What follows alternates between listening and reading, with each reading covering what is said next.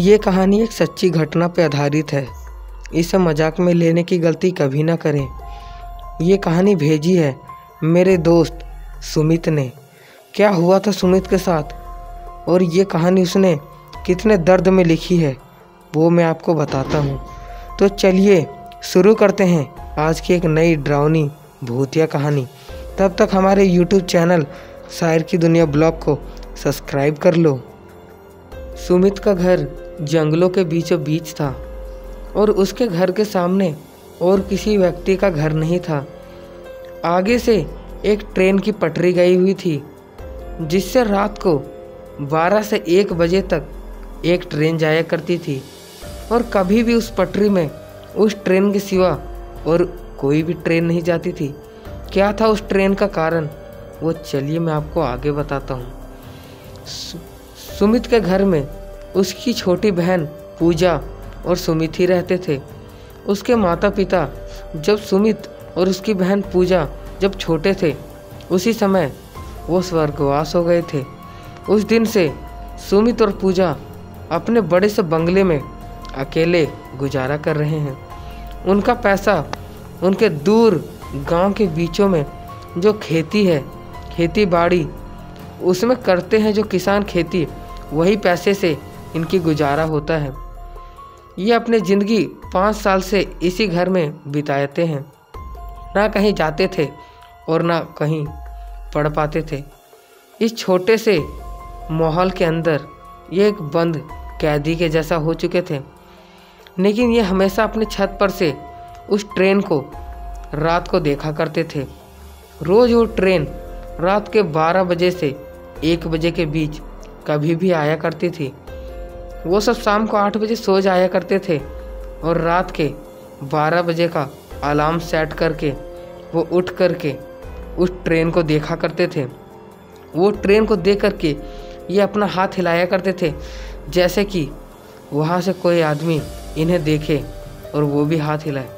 पर कभी भी इन 5 सालों में उन्होंने उस ट्रेन पर एक भी आदमी नहीं देखा था। क्या था उस ट्रेन का कारण? ये सब ऐसे ही 5 साल बीत गया। पर पूजा कहती है भैया क्या हम उस ट्रेन के पास जाएं? पर सुमित कहता है नहीं, हम नहीं जाएंगे। ट्रेन पता है कितना तेज़ चलती है और वहाँ पे ट्रेन रोज़ आधा घंटा खड़ा रहती थी। अब ये उन्हें भी नहीं पता और मुझे भी नहीं कि वहाँ पे ट्रेन क्यों खड़ा रहती थी। आप लोग सभी को पता होगा कि ट्रेन कभी कभी कई जंगलों में रुकती है जिससे आगे वाले ट्रेन और रास्ते क्लियर होते चले। इसलिए रोज़ वो ट्रेन वहाँ पे आधे घंटे रुका करती थी। पर पूजा जिद करने लगती है कि मैंने ट्रेन कभी देखा नहीं अंदर से, और सुमित मान जाता है कि जाएंगे पर हम तुरंत आ जाएंगे। यही थी उनकी सबसे बड़ी गलती जिन्हें वो मौत की ओर ले जा रही थी। और रात के 12 बजे वो पहुंच जाते हैं ट्रेन के इंतज़ार में। ट्रेन का आवाज़ साफ साफ दूर से ही सुनाई दे रहा था। लेकिन क्या वो सिर्फ उन्हें सुनाई दे रहा था कि पूरे शहर को ये भी पता लगना बाकी था। ट्रेन अपने रास्ते से आती है और वहाँ पर रुक जाती है। वहाँ पर देखती है कि ट्रेन में पूरा लोग जोरों शोरों से भरे हुए थे। पर पूजा कहती है भैया हम ऊपर चढ़ के देख सकते हैं, पर सुमित मना कर देता है। और पूजा गुस्से से सुमित के साथ घर आ जाती है। पर घर आके वो बहुत रोती है। इसलिए सुमित कहता है हाँ हम कल जाएंगे और ट्रेन में चढ़कर भी देखेंगे कि ट्रेन अंदर से कैसी होती है। क्योंकि सुमित और पूजा ने कभी ट्रेन का सफ़र नहीं किया। अपने माता पिता के मरने के बाद वो 5 साल अपने ही बंगले में एक कैदी के जैसे बंद रह चुके थे। इसलिए अगले दिन के इंतज़ार में वो बैठे रहते हैं और आ ही जाता है वो दिन जिस दिन उसकी लास्ट दिन थी। ट्रेन उनके घर के आगे ही खड़ी थी और वो ट्रेन की ओर जाने लगे। धीरे धीरे जाते जाते वो पहुंच गए ट्रेन की ओर जहां पे उनकी मौत उनका इंतज़ार कर रही थी। उसकी बहन ट्रेन में सबसे पहले चढ़ी और पीछे से उसका भाई, और जाके अंदर जाके देखने लगे तो पूरी ट्रेन खचाखच भरी हुई थी। ट्रेन में थोड़ी सी भी जगह नहीं थी और पूरे लोगों से भरी हुई थी। पर ट्रेन उसी समय थोड़ी सी चलने की आवाज़ आई। वो सब डर गए और सोचा कि रोज़ ट्रेन आधा घंटा रुकती थी पर आज सिर्फ 5 मिनट में चलने लगी। इसे देख करके ट्रेन से वो उतरना चाहे पर ट्रेन 120 किलोमीटर घंटे की रफ्तार से चल रही थी। इतने ज़ोर से ट्रेन से उतरना मतलब अपने मौत को बुलावा देना। इसलिए वो सब ट्रेन में ही रहते हैं और ट्रेन से उतरने की हिम्मत नहीं करते। अब वो सब थक हार के लास्ट में ट्रेन में बैठने की प्रयास करते हैं। उसी समय सभी लोग खड़े हो जाते हैं और सब उनकी ओर देखने लगते हैं। वो दोनों उन्हें देख करके डरने लगते हैं और दोनों के सर से पसीना आने लगता है। सुमित अपनी बहन को कहता है भाग, और वो दोनों दूसरी बोगी की ओर भागने लगते हैं। पर वो आदमी सब एक जगह से हिलते भी नहीं हैं पर उन्हें घूरे जा रहे थे। वो सब भागते भागते आगे चले जाते हैं पर वहाँ भी आदमी सब खड़े होते हैं। वो सब सोचते हैं कि अब क्या करा जाए, पर लास्ट में देखते हैं कि सब आदमी शांति से फिर से बैठ गए। वो सब बाथरूम के पास किनारे में जाके दोनों बैठ जाते हैं और बैठते बैठते बात करते हैं कि अब क्या करना चाहिए हमें। इतना सोचते रहते हैं तब तक कुछ जलने की आवाज़ आती है और देखते हैं तो पूरी ट्रेन धीरे धीरे करके जलने लगती है और जलते जलते पूरी ट्रेन में आग फैल जाता है और सभी लोग जलने लगते हैं। दोनों भाई बहन को छोड़ करके सभी लोग जल रहे थे। सब चीख रहे थे बचाओ बचाओ।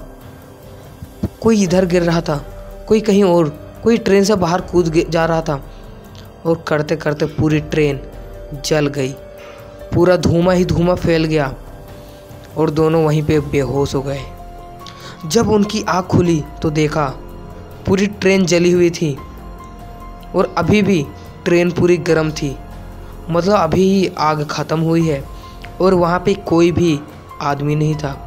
पर आगे के सीट में 2 लड़की बैठी हुई थी और वो दोनों अपनी मोबाइल में कुछ देख रही थी।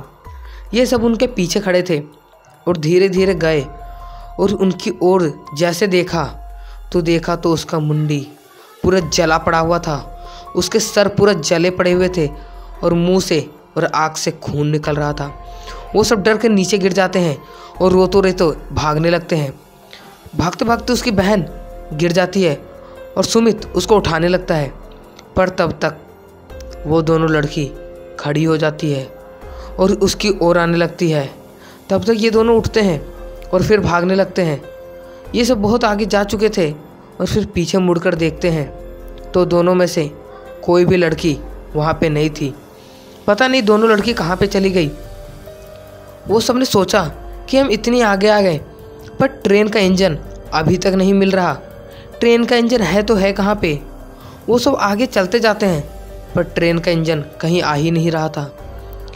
हमेशा ट्रेन में 50 से 100 बोगी होते हैं पर ये कैसा ट्रेन है जिसमें बोगी ख़त्म ही नहीं हो रहा। वो सब भागते रहते हैं और लास्ट में थक जाते हैं पर बोगी नहीं मिलती। तभी पीछे से किसी के पायल छनकाने की आवाज़ आती है और लग रहा था कि पीछे से कोई उनकी ओर आ रहा है। धीरे धीरे पायल की आवाज़ बढ़ती जा रही थी और उनके दिल का धड़कन और बढ़ते जा रहा था। पीछे मुड़ते हैं जैसे पीछे तो कोई नहीं था, पर आगे मुड़ते हैं तो उसके आंखों के सामने 2 लड़की खड़ी हुई थी और उन पे हंसी जा रही थी। हंसते हंसते सुमित के गले पे हाथ रख के सुमित को उठा देती है और सुमित दर्द से छटपटाने लगता है और उसकी बहन रो रही थी।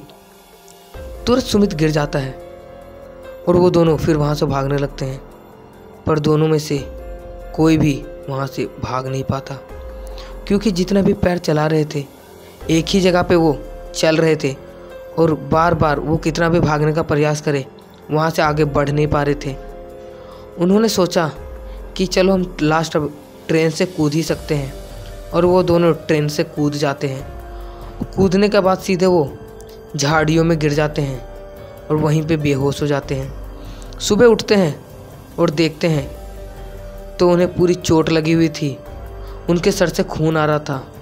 सुमित अपने बहन को उठाता है और दोनों अपने घर चले जाते हैं और अपने घर से दवा हुआ करके अपने छत पर से उस ट्रेन की ओर देख रहे थे और ट्रेन में वो जले लोग उन्हीं को घूरते जा रहे थे और वहाँ से ट्रेन गायब हो जाती है। उस दिन से सुमित और उसकी बहन को वो ट्रेन कभी नहीं दिखा। पता नहीं वो कौन सा ट्रेन था और कभी भी वो सब फिर वहाँ जाने की हिम्मत नहीं कर पाए। हमेशा एक डर का दिल वहाँ पे रह चुका था। यही थी एक डरावनी भूतिया कहानी। आपको थोड़ी सी भी अच्छी लगी होगी तो हमारे YouTube चैनल शायर की दुनिया ब्लॉग को अभी सब्सक्राइब कर लो और वीडियो को लाइक कर लो। मिलेंगे इसी के साथ नई डरावनी भूतिया कहानी में। तब तक के लिए सावधान रहो और डरते रहो।